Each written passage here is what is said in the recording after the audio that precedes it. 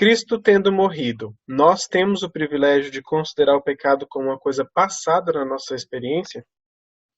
Não. Porque se fosse uma coisa passada, nós íamos dizer que não temos pecado. É 1 João, né? Se dissermos que não temos pecado, somos mentirosos. Porque, na realidade, Cristo, lá nos céus, já passou, já não tem mais, não está mais no mundo, aqui, nesse cenário de pecado. Mas nós estamos. Então, o pecado está aí, à nossa volta, e nós vemos. E todo mundo pode pensar, mas Cristo estava aqui, mas e daí? Ele era intocável pelo pecado.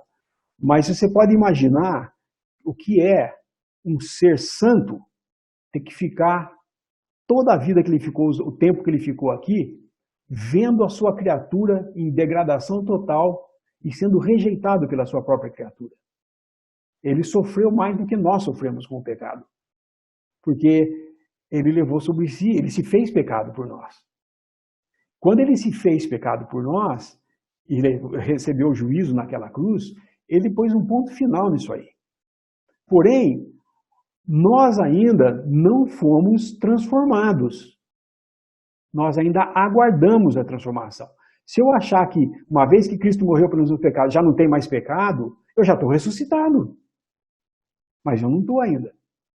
Fisicamente nós estamos aqui ainda. Nós aguardamos ser revestidos do novo e despidos do velho.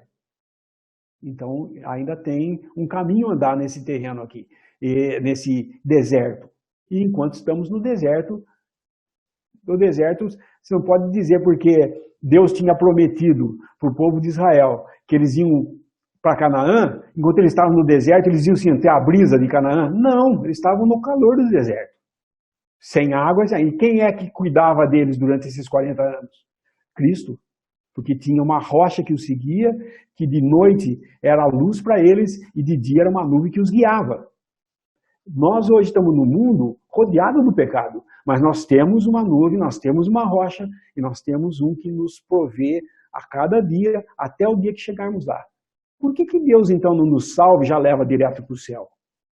Porque nós temos que estar aqui como testemunho até que o último seja salvo e venha compor esse edifício que é a igreja de Deus. Ele está compondo a sua igreja. E nós estamos nesse passo. E enquanto estamos aqui, dependemos de aprender, de nos exercitar, de nos apresentar a Deus, de fazer uma série de coisas que são responsabilidades cristãs. Irmão Lineu, aquela que você estava falando sobre a partir do momento que Cristo nos salva, né, e nos liberta do pecado, não é desculpa, né, não é uma licença para nós pecarmos, né, de forma desvairada, vem uma passagem em mente, né? Acho que eu queria saber se contextualmente é compatível com o que você falou. 1 Coríntios 7:22. Porque o que é chamado pelo Senhor, sendo servo, é liberto do Senhor.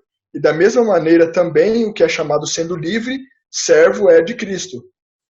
Então eu queria saber se tem alguma coisa a ver com o que você falou, porque ela me veio em mente na hora.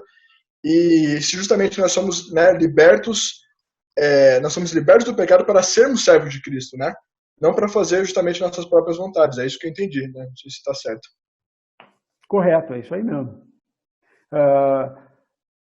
O que é chamado pelo Senhor, sendo servo, é liberto.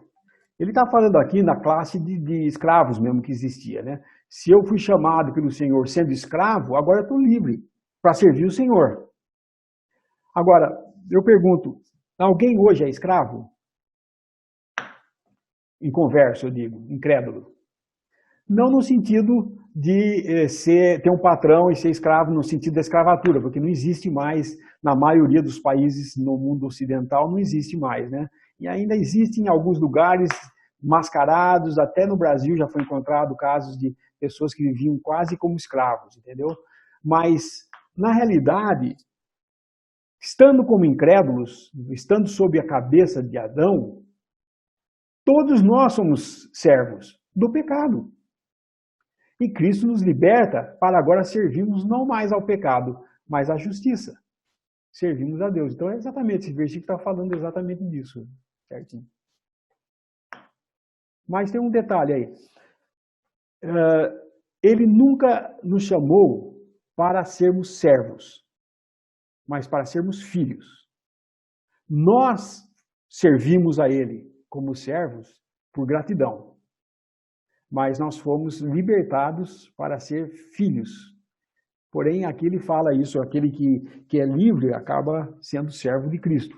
Ele está falando do mundo naquela época como era também. Mas é aplicável a isso que nós estamos falando.